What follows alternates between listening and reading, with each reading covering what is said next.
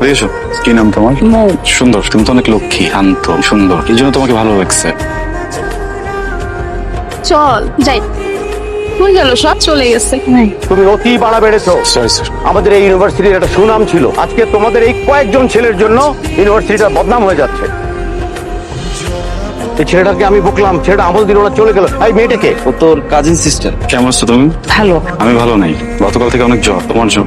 কি নিয়ে কথা বলতেছে? পড়াশোনা নিয়ে কথা বলছে আর কি স্যার। কাউকে কিছু বলতে চাই, বলতে পারি না, তাই জ্বর আসে। আই লাভ ইউ মম, অনেক ভালোবাসি। Will you be mine?